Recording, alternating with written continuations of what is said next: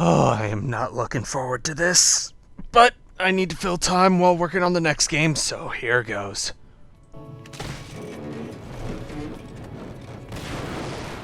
Okay, so I've mentioned before that I'm into the TF thing. But that doesn't mean I always go looking for it. See, I have a curse, and that curse is to find TG related bullshit no matter what I'm looking for. Seriously, I found out about this movie from Cracked after learning about a completely unrelated movie, which is about a hitman that goes back in time to kill Jesus. No, not a single word of that was made up. But why is this a TG related film? Oh, you haven't heard of this movie? Oh boy, you are in for the exact opposite of a treat. Let's start with the names, because once you've seen the names, you are going to be very confused. So, we have director Walter Hill, yes that one, starring Michelle Rodriguez, yes that one, and Sigourney Weaver, yes that one. And once you see this movie develop, you're going to wonder how much these actors need to be paid to get them to be willing to act in this bullshit. Seriously, it is legitimately amazing that this movie ever got made. Why? Well, I suppose I should stop stalling and get this train wreck rolling. My humble viewers, I present to you The Assignment. So, after a pretentious opening that is going to sound more than screwed up when we get to the twist. So what happened to me? I guess maybe in the end, it was a lot better than what I deserved. Our story starts in a mental asylum, with Tony Shalhoub, Jesus Christ, meeting Sigourney Weaver's character, Dr. Rachel Jane. I will refer to you as doctor, Even though I've lost my medical license. So, Miss Jane was caught up in a multiple murder case that she was a victim of that revealed what she was doing, which was... It turned out that you had set up an illegal, off-the-books surgical clinic where you performed... Illegal off-the-books operations on those unfortunates who wanted and needed medical help, but couldn't afford the outrageous costs. It's so nice that the movie is basically doing my job for me. Speaking of doing my job for me, this is literally the aftermath of the goddamn climax of the movie they are describing. So thanks for spoiling it! I'm sure that'll piss off all the keyboard warriors who screamed at such a spoiler. Ruins everything! Blithering morons. Anyway, the discussion starts talking about Miss Jane's brother, Sebastian, and what a wonderful person he was. So smash cut to him doing a rail of coke and telling a hooker she sucks. No, the bad kind of suck. And by the way, you failed miserably at your chosen vocation. There wasn't a shred of stimulation. Anyway, we are thankfully spared his jackassery by Michelle Rodriguez in a shitty beard. That's Frank Kitchen, and that's our protagonist. Oh, Pilgrim, you don't know what you have walked into. Anyway, 2 years before our interview, Frank stays at a hotel in San Francisco. I need a room. Okay, credit to Rodriguez. Her guy voice isn't distressingly terrible. It's not great by any stretch, but it's alright. And speaking of pretending to be a guy, there is no way I am not letting you go without showing you this. I've had to censor it because YouTube, but that is, in fact, Michelle Rodriguez wearing a prosthetic cock. Michelle, this movie was made on a budget of less than $3 million. Whatever they paid you, it was not enough. Speed this up. So Mob Boss, played by Anthony LaPaglia, for God's sake, comes in after Frank gets a... Is that goddamn flip phone? Okay, based on the time cards, this is 2014. What the hell are you doing with a goddamn flip phone? I'm sorry, I just can't get over the goddamn flip phone. You can buy burner phones that are smartphones, for God's sake. I am using the right definition of burner, right? A phone you could buy with no contract, just a bunch of minutes that you use and toss when you have to. I'm getting too distracted. So Mob Boss comes in, gives Frank the details of the job, and Frank lies in wait for his target. So while we watch him kill time, we see him set up for his hit, screw a girl he pulls at a bar, and gets her number, which will not be important later. I am lying and you damn well know it. Anyway, Mob Boss comes back and beats the hell out of Frank, not because he hasn't been doing his job, but because Frank apparently made some enemies that paid the Mob Boss better. Frankie, baby, good to see you. Hey, listen, we got a problem. Doesn't involve Mr. Benningham Lee. And I really hate to say this, Frankie, because I like you, but you made some enemies Some bad ones. Now, I did a little renegotiating, and I got a better deal. I'm now satisfied that the conditions are correct and in place. This isn't a plot twist, this is dramatic irony. He was revealed to us by Miss Jane in the interview that we keep freaking coming back to every 2 minutes, I swear to Christ. Anyway, screen goes dark, we get hazy shots of what is clearly an operating room for surgery, and we come back to Frank waking up covered in bandages, wearing a dirty robe in a motel room, because that's sanitary after what you've done to him. And what have they done to him? That's the reason why I'm here. So, we get our big reveal as he takes off the bandages and robes, and yes, he has been changed into a woman just like that. Hello, Frank. You can call me the doctor. I'm the one who operated on you. And the reason why is simple. 1.5 years ago, you killed a man very close to me. In the handbag, I've left a photograph of him as a small reminder of the terrible thing you did. So, in an act of revenge, our female villain decided to perform a sex change on a man. Was this movie filmed in Europe? Because there is a lot of baggage to unpack there. And you thought the subtext to Paradox Alice was bad. At least that was written by someone enthusiastic about the subject. Like, do I start with the transphobia or the misogyny? Let's start with the transphobia. Sexual reassignment surgery is no goddamn joke, and forcing someone into it against their will is tantamount to torture on multiple levels.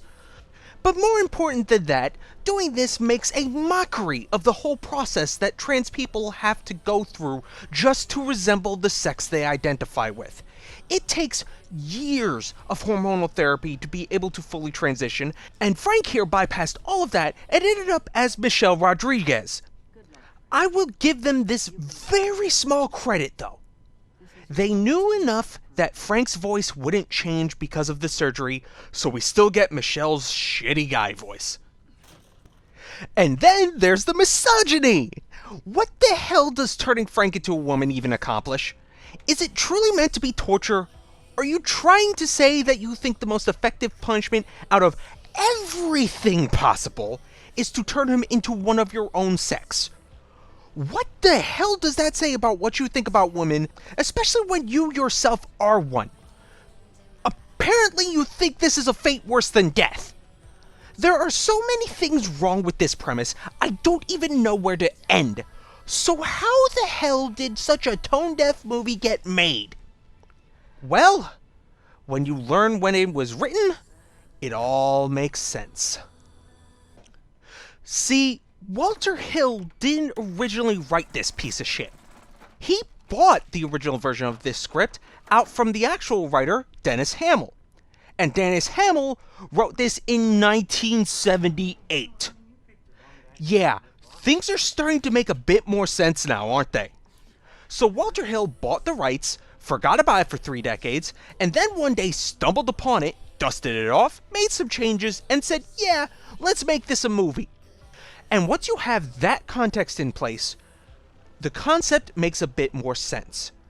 This is an exploitation movie that was filmed 4 decades too late.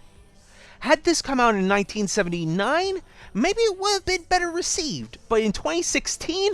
Nah, you can't be pulling this shit. Anyway, Frank gets the hell out of there, gets back to the hotel he was staying at, and let's just get some racism thrown in there as well. Mankind. 佢哋做嘅，我唔知佢哋揾咩，邊個逼錢啊？邊個逼錢啊？ Lucky for Frank, they didn't think to check the obvious hiding place for the 25 G's he was paid for the hit job, and Frank finds the number for Johnny, the girl he screwed earlier in the movie. Yeah, this is gonna be easy to explain, you jackass. Actually, Johnny is really accommodating, more than happy to let Frank stay at her place while he plans his roaring rampage of revenge. Oh, and completely unrelated, if you're wondering why I've been calling Sigourney Weaver's character Miss instead of another honorific, here's your answer. Ladies and gentlemen, let's give it up for Dr. Rachel Jane. Never married. Which lets me segue into this next point. These interview sequences are friggin' annoying! The whole framing device of the movie is that it's being told after the fact by Miss Jane after she's already been arrested and declared unfit for trial. So every couple of minutes, we swap between Frank in the past, dealing with his newest problem, and then back to Rachel as she tells her side of the story. If you cut these sequences out, the movie would be half as long and be just as coherent. In fact, it would be better because we wouldn't have to hear shit like this! Do you read Poe? Of course not. You don't read Shakespeare, so why would you read one of our country's greatest and most influential authors? Right from the get-go, as soon as she got here, she was the most antisocial pissant on campus. Dr. Jane, was all this because you had a non-existent sex life? Good night, Rue. Good night, Moon. Go fuck yourself, Ralph. And if you think I'm letting you get away with not seeing Sigourney Weaver bouncing up and down like she's having sex, you are dead wrong. And did you have sex with your surgical assistant? Now that I've subjected you to that horrendousness, these scenes exist purely to pad out the running time, and Rachel Jane is such a pretentious asshole. She loves Shakespeare and Poe to the point of condescension. She graduated with honors on 3 different degrees. For Dr. Rachel Jane, Phi Beta Kappa, 3 degrees with honors. She was the best surgeon at her job. She had great sex. Sweet Jesus! Shut the hell up, you insufferable bitch! No joke. A little after this in the movie, Frank sets up his own video log about what happened from his perspective. So now we've got nested flashbacks. Jesus Christ. Just cut this shit. Cut it all the hell out. Where's my cricket bat? Back with Frank and his rampage. In the middle of it, he gets a dog. Before you ask, John Wick came out in 2014 and this movie in 2016. And the goddamn hormones were making me soft. Then why are you taking them? Anyway, Johnny and Frank are basically becoming a couple at this point, and Frank's doing what he does best. Killing people. In between this, he goes to an actual doctor, and we get to be a fly on the wall as he tries to diplomatically explain the shit he's in, and finds out the sex change is irreversible. Again, the implants, that's not a problem. But beyond that, to the best of my knowledge, there is no procedure that will completely restore you back to your former self. Cosmetically, yes, something can be done, but it won't be functional. What it sounds like you're asking for is currently medically impossible. Also, props to Terry Chen here for managing to keep a deadpan expression through this bullshit. In fact, props to everyone here for being able to play this ridiculous material straight. It's a blessing and a curse for this movie, because while the actors are taking it seriously, maybe being comedic would have taken the edge off of this horrendous premise.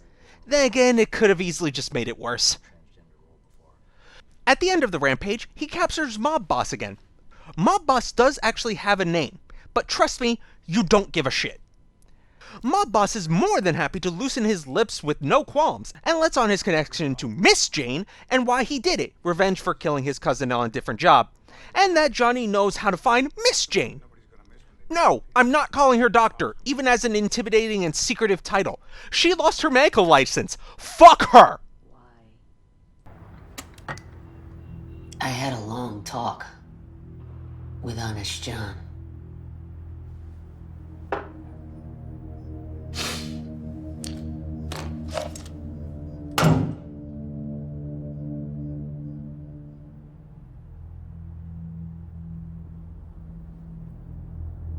I did it because I thought they'd break my arms and legs. Maybe kill me if I didn't.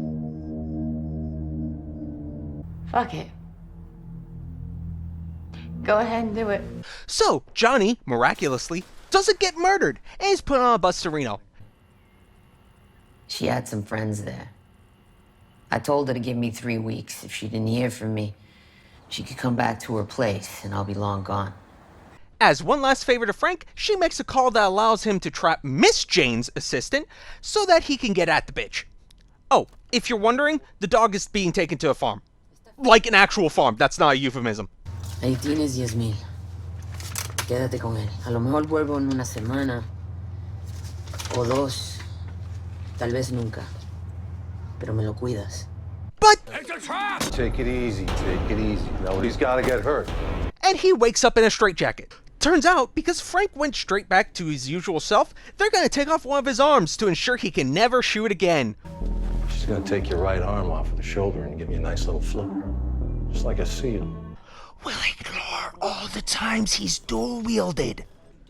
But Frank has a cunning scheme and just... I don't...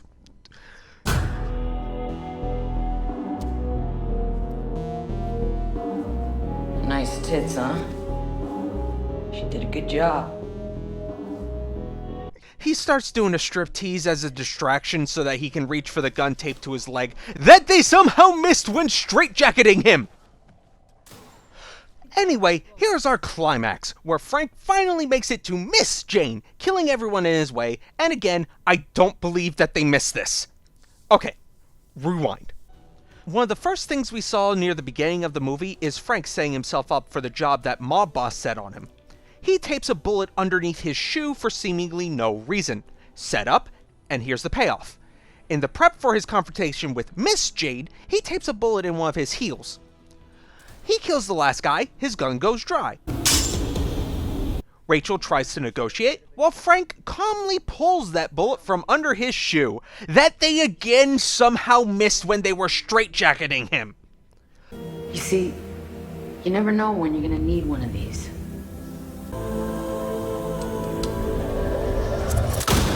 Amazingly, she doesn't die from taking a .45 straight to the chest at what is essentially minimum point blank.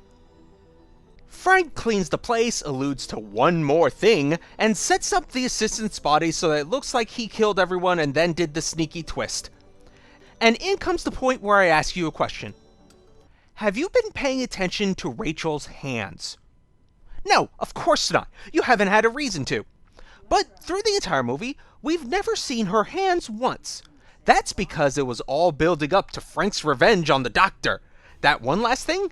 He cut off all her fingers, which is honestly probably up there in terms of terrible injuries I can subject to a person without killing them. Roll the goddamn credits and get me the hell away from this goddamn movie. Oh, and if you want to know, the doggo's fine. This movie was actually worse and better than I expected it to be. See, despite the disgusting premise, I hoped that this movie was going to be entertainingly bad. But no. The movie is bad, but entertaining. As long as you could get past the premise, it's a decent enough revenge thriller. Not great, not terrible, just okay. The worst part about the movie is that the premise is disgustingly, irrevocably offensive to the point you want to defenestrate the damn disc when you inevitably rage quit the movie. I can't even call it a train wreck because that implies that you want to actually watch it. The good thing is that the movie is short. Only about 90 minutes, not including the credits. But how the hell did all this star power get attached to this nonsense? Michelle Rodriguez, Sigourney Weaver, Tony Shalhoub. Hell, even the ones I haven't heard of have prominent roles on TV, which is why I haven't heard of them, I bet. Anthony LaPaglia was in Without a Trace. Caitlin Gerard, Johnny, was in American Crime. What kind of blackmail did Hill have on these people to get them into this project?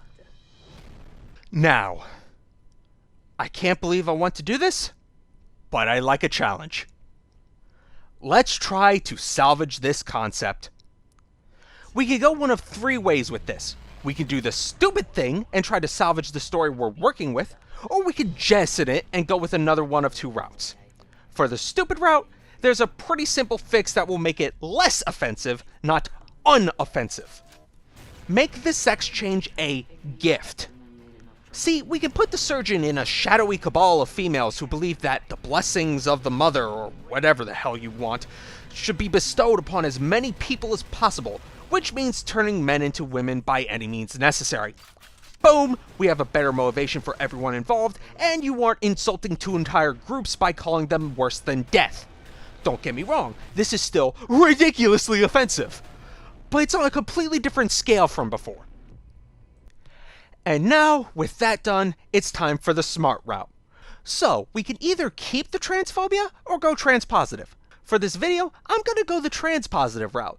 For this concept, we're going to keep the hitman aspect and basically toss everything else. So first off, good news for this version of the story. It doesn't matter the sex of the main character. This will work for both FTM and MTF characters, so I won't specify anything regarding their sex. Now, in an ideal world, we would be able to do what Orange is the New Black did, and find a transgender actor with an opposite gendered sibling who's willing to act as their pre-transition counterpart. But this is not an ideal world, so we'll probably be running with massive amounts of prosthetics on a cisgendered actor. Also, Do note I use actor as a unisex term in this case. Again, sex doesn't matter. Our story begins with our main character at a young age, and they don't fit in. They like to do things that don't classically fit their sexist stereotypes, and it pains them. They grow up, always feeling out of place, and they come out that they wish they were the opposite sex at some point. We have the family be very supportive of this, but it turns out there's another problem. If this is set in America, our character can't afford the materials necessary to transition. Anywhere else, they aren't cleared by a psychologist for whatever reason. Point is, they are just seemingly stuck. And then they stumble upon the silencing of a witness to something else. Our character tries to run, but they are spotted and captured, at which point they are brought in front of a crime boss. A deal is struck at that point. Become an underling, or die. So our character takes to being an enforcer before moving on to actual killings, and they are a natural. Our first act ends with them being welcomed to a party, meeting the boss, and striking a new deal. Our character does whatever is asked, and they pay for the character's transition. Our second act gets a little hazy here. What's important is that we get a progression of their transition, make it way more realistic than the original version of this movie. The reason for the inevitable motive to get out doesn't matter, but just for the sake of completing the plot bunny, the main character finds a lover. Again, lover can be whatever sex you so wish, we're already LGBTQ friendly, so why not make it a gay couple? But the lover is in danger because of the work our character does, and it changes their heart. They want out. We end the second act with the boss chuckling, saying the only way out is in a body bag, or words to that effect. The third act is our violent, John Wick-esque conclusion, where our character utilizes all the tricks they've learned while being a contract killer to wipe the absolute floor with the gang. The lover gets kidnapped at one point, because we have to raise the stakes, and our main character has to struggle to save them. Just because I like happy endings, this ends with the two reunited and running free, finally escaping the life that threatened to destroy them. You can make this bittersweet if you wish, by having the couple clearly scarred mentally or something, but I'd advise against going full on bad end here. If anyone would like this plot bunny, 1% in profit and royalties? I accept payment in cash, check, and or Mountain Dew Code Red. So yeah, this movie sucks, don't watch it, burn it if you find it, blah blah blah. I'm gonna go do anything else now to try and wash the taste of this movie out of my mouth. Unfortunately for me, it's all downhill from here, isn't it? This is Maniak Kid 25, signing out.